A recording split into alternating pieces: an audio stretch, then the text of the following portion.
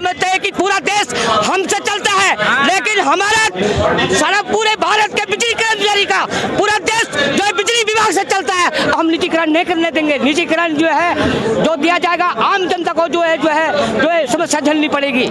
इसलिए जो है हम निजीकरण के विरोध में सारा रोजगार छीन दिया है। युवा खुश है, बिल्कुल युवा सब खुश है। इसमें अमेंडमेंट बिल के बारे में आप समझने की कोशिश करिए। ये अमेंडमेंट बिल है, ये केवल एक झुंझुना है। यहाँ विकास सिर्फ कुछ पूंजीपतियों का है। मैंने निजीकरण व्यापार है, ये सेटिंग है उद्योगपतियों के साथ।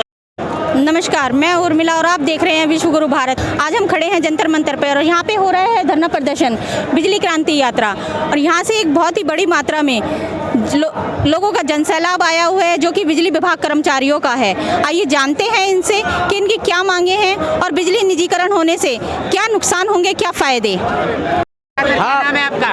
मेरा नाम गोविंद प्रसाद नोटियाल हूँ और हम उत्तराखंड देवभूमि से आए हैं। और वहाँ जो है हम जो है इसके विरोध में आए हैं कि जो हमारे तीनों निगमों को जो निजीकरण किया जा रहा है वो हम बिजली कर्मचारी नहीं चाहेंगे, क्योंकि जल विद्युत निगम जो हमारे कर्मचारी अधिकारियों का है और इसको निजीकरण को जो है और तीनों निगमों को जो है एकीकरण कराना। एक ठेकेदारी प्रथा चल रही है हमारे गाँव में, वो ठेकेदारी प्रथा बंद कर हम केंद्र सरकार को जो है जिताना चाह रहे हैं। हम यहाँ पर आए हैं और केंद्र सरकार को यह मोदी समझे कि जो है आप जो है इस निजीकरण को रोके और ये ठेकेदारी जो प्रथा चल रही विभागों को। और जो हम ये चाह रहे हैं कि हमारा जो है एक जो जल विद्युत निगम में जो निजीकरण किया जा रहा है उसको रोकना है। और जो है आम पब्लिक को जो बिजली महंगी मिल रही है उसे हम सत्य, क्योंकि उत्तराखंड में सबसे ज्यादा उत्पादन किया जाता है, सबसे ज्यादा बिजली उत्पादन वहाँ पर होता है। तो हम यही कहना चाहते हैं मोदी सरकार से कि आप जो है हमारा निगमों का निजीकरण रोकिए और तीनों निगमों का एकीकरण कीजिए। आप ये समझते हैं कि पूरा देश हमसे चलता है, लेकिन हमारा सारा पूरे भारत के बिजली कर्मचारी का पूरा देश जो है बिजली विभाग से चलता है। अगर हम 1 घंटे के अंदर अगर बिजली बंद कर देंगे तो सारा देश हिल जाएगा। अभी उन्होंने क्या समझा है, इसलिए हम जो है उनको विज्ञापन दे रहे हैं। और जय भारत, जय उत्तराखंड, बस मैं यहाँ पर कहना चाहता हूँ। धन्यवाद। उत्तराखंड ऋषिकेश से निजीकरण का विरोध क्यों? देखो, निजीकरण सबसे पहले तो जो आम उपभोक्ता हमारे हैं उनका जो बिजली हम 2 रुपये 2.5 रुपये उत्तरांचल में दे रहे हैं वो 10 रुपये 11 रुपये बिजली हो जाएगी। तो सबसे पहले हमें अब जो उपभोक्ता है उनको लेकर चलना पड़ता है। फिर कुछ नुकसान कर्मचारियों के भी, इसलिए निजीकरण का विरोध किया जा रहा है। पर सरकार तो कह रही सब्सिडी में भी इजाफा होगा। नहीं, सब्सिडी का देख तो रहे, जो निजीकरण हो चुके हैं उन राज्यों के हाल देखो। ये दिल्ली के देख लो, दिल्ली में कुछ 11 रुपये 9 रुपये बिजली रेट चल रहे हैं। तो कहाँ सरकार फायदा देगी? सरकार तो अपना सोचेगी ना। निजीकरण एक विकास है, ना कि पूंजीपतियों के हाथ सौंपने वाली सरकार। देखो, जो भी चीज़ निजीकरण की है वो पूंजीपतियों के हाथ मजबूत करने के लिए है, ना कि विकास के लिए। जब ये पहले भी निजीकरण रहे हैं, अब जब राष्ट्रीयकरण किया गया है तो गवर्नमेंट पब्लिक का फायदा हुआ है। निजीकरण में तो पब्लिक का नुकसान ही है, आम उपभोक्ता का नुकसान है, कर्मचारियों का नुकसान है, सबका नुकसान है। हर चीज़ महंगी होंगी, वो तो अपना बेनिफिट देखेगा। हम लोग सरकार जो गवर्नमेंट में ये डिपार्टमेंट चल रहे हैं, बात करें बड़े बड़े देशों की तो वहाँ पर भी निजीकरण है, पर वहाँ तो विकास हो रहा है। नहीं, वहाँ की सुविधाएं फैसिलिटी अलग है, हमारे देश की अलग है, परिस्थितियाँ अलग है, भौगोलिक परिस्थितियाँ फर्क है ना। मोदी जी तो विदेश दौरा करते हैं उसमें यही नीति तो अपनाते हैं वो। नहीं, विकसित देश में अपनाते हैं, हमारा देश विकासशील है अभी। और मैं अपने उत्तराखंड की बात करता हूँ। उत्तराखंड में अभी भी इतनी भौगोलिक परिस्थितियाँ हैं, क्या 20-20 किलोमीटर लाइन ले जानी पड़ती है। तो वहाँ 20 किलोमीटर जहाँ लाइन गई है किसी गाँव में, क्या मोदी जी वहाँ निजीकरण कर देंगे? एक शहर है ऋषिकेश, देहरादून शहर है हमारा, रुड़की शहर है, वहाँ तो निजीकरण चल जाएगा। करें ना, उस गोपेश्वर में निजीकरण करें, गैरसैंण निजीकरण करें, हमारे उच्च हिमालय क्षेत्र है वहाँ निजीकरण करें, तो तब तो पता निजीकरण वो लेने तैयार होगा।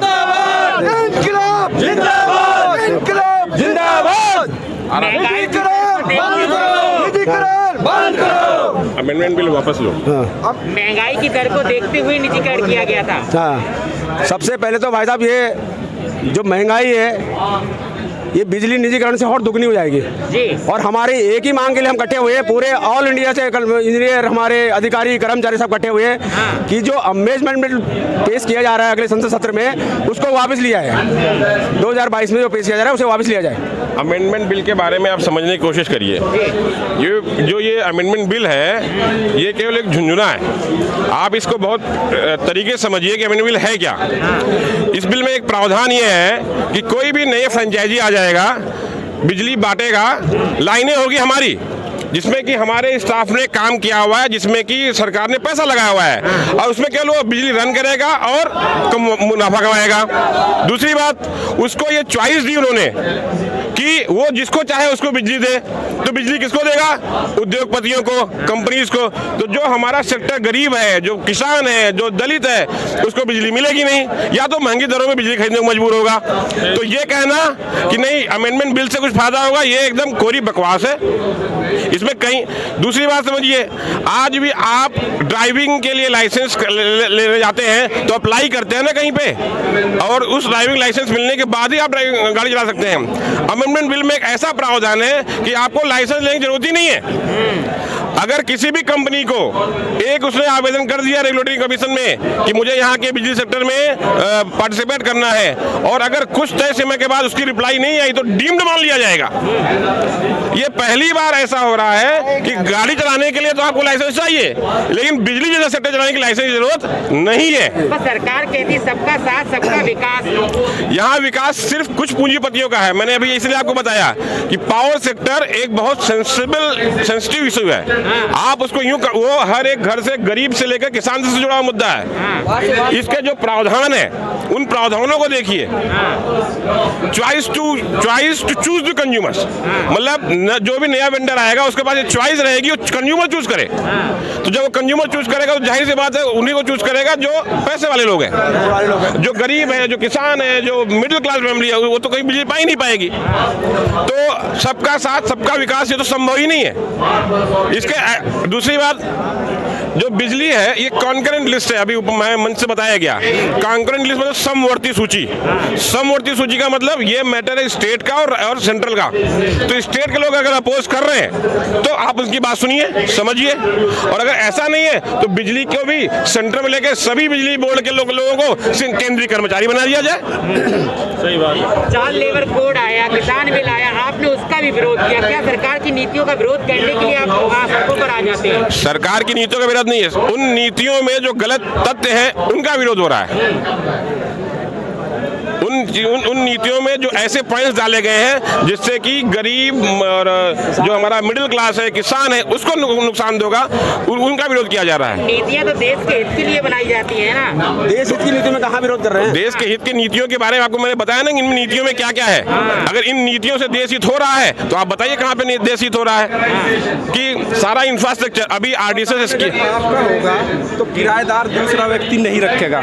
अगर मकान आपका है तो किराया कोई और नहीं वसूलेगा। अगर प्राइवेट कंपनियों को फाइट करनी है हमारे साथ, अलग से अपना इंफ्रास्ट्रक्चर खड़ा करना पड़ेगा, अलग से अपना इंफ्रास्ट्रक्चर उनको बनाना पड़ेगा, तब हमारे साथ फाइट करनी पड़ेगी। आए मैदान में आए, अलग से इंफ्रास्ट्रक्चर खड़ा करे तब मुकाबला करे। ऐसा नहीं कि हमारे मकान में दूसरे का किराएदार रहेगा।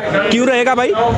हमारे जो पूर्वज रहे हैं, पूर्वज कौन? जो इंजीनियर्स रहे हैं, जो कर्मचारी रहे हैं, जिनकी मेहनत से ये फिक्स असिस्ट जो खड़ा हुआ है, ये लाइन खड़ी हुई है, ये खंबे खड़े हुए हैं, उन सब लोगों की मेहनत का नतीजा है कि दूरस्थ क्षेत्र, एक जो दूरस्थ क्षेत्र है वहाँ भी आज की डेट में 24 घंटे लाइट पहुँच गई, वो उनकी मेहनत का नतीजा है। और हमारी मेहनत को सरकार मिलीजुली भगत करके फ्री में कौड़ियों के दाम देना चाहती है। ये कुछ नहीं है, सरकार की पूंजीपतियों के साथ मिली भगत है। इस बात को आपको समझना पड़ेगा। आप बात कर रहे हो, विदेश की बात करते हो, विदेश की बात, ये नीति निजीकरण की नीति। सरकार होश में आओ, होश में आओ, होश में। सरकार होश में आओ। आप विदेश की बात बात करते हो निजीकरण की नीति, आप पता करो, गूगल पर सर्च मार लो, इंग्लैंड में फैल हो गई है, वहाँ जो है बहुत बुरी स्थिति हो गई है डिस्ट्रीब्यूशन की, यहाँ भी फैल हो जाएगी और जो आम आदमी है उसकी कमर टूट जाएगी, गरीब की, किसान की, मजदूर की कमर टूट जाएगी। निजीकरण का मतलब समझ रहे हो आप क्या होता है? निजीकरण का मतलब ये होगा जहाँ प्रॉफिट की लाइट होगी वहाँ बेच दी जाएगी, जहाँ घाटे की लाइट होगी सरकारी कंपनी के मत्थे मट दी जाएगी कि घाटे की लाइट आप बेचोगे। क्या लगता है कि निजीकरण एक विकास ना होकर एक व्यापार बन गया है? निजीकरण व्यापार है, ये सेटिंग है उद्योगपतियों के साथ, जैसे किसान बिल में हुआ था वही जो है विद्युत अमेंडमेंट बिल 2022 है, वही सेटिंग है। इस चीज़ को समझो और आम पब्लिक को भी ये समझनी पड़ेगी, इसका पूरा भार आम पब्लिक के ऊपर ही पड़ेगा। ये चीज़ आम पब्लिक को, हम केवल अपने लिए नहीं कर रहे, हम आम पब्लिक के लिए भी यहाँ विरोध कर रहे हैं उस चीज़ का ना, क्योंकि कोई भी अगर फ्रेंचाइजी आएगी वो अपना प्रॉफिट देखेगी, हम लोग प्रॉफिट थोड़ा ही देखते हैं, हम तो केवल वेतन लेते हैं। आम लोग तो धन्यवाद मोदी जी बोलते हैं, नारे लगाते हैं, बैनर लगाते हैं। ये राजनीतिक स्टंट है और राजनीतिक बात है, इसका हमारे पास जवाब नहीं होगा। पर जो अगर बात करूं अमेंडमेंट बिल 2022 की, तो पूर्णतया आम आदमी के विरोध में जाएगा और इसका पूर्णतया आम आदमी को नुकसान ही नुकसान होगा। ठीक है, कैसे रोकेंगे निजीकरण को? निजीकरण को आप देख ही रहे हो, 10,000 20,000 आदमी खड़े हैं आपके सामने, कैमरा घुमाओ।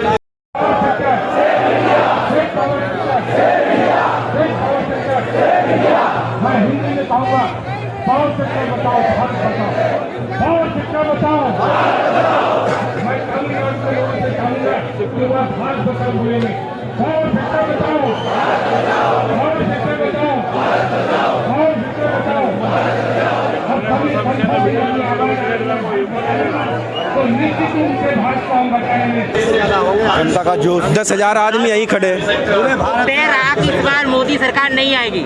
सरकार के बारे में हम कह नहीं सकते, वो तो खैर लोग अलग मामला है, सरकार का अलग मामला है। सरकार को यहाँ विरोध करना है, हम तो केवल अमेंडमेंट बिल का विरोध कर रहे हैं। तो हमने जाना इन बिजली विभाग के लोगों से कि बिजली विभाग अगर प्राइवेट हाथों में चला जाता है और बिजली निजीकरण होता है तो जनता के कितना नुकसान होगा। जो कि यहाँ पे पुराने कर्मचारी हैं उनको हटाकर नए कर्मचारियों को रखा जा रहा है जिनकी आमदनी सिर्फ 9 से 10,000 के बीच होगी। निजीकरण का हनन करते हुए इनका कहना है अगर इस निजीकरण बिल पास किया गया तो हम इस तरीके से और भी धरना प्रदर्शन करेंगे और आगे अपनी मांगों को पूरा करवाने के लिए जब तक लड़ते रहेंगे जब तक सरकार हमारी नहीं सुनती। तो मैं उर्मिला विश्व गुरु भारत से जय हिंद, जय भारत, वंदे मातरम।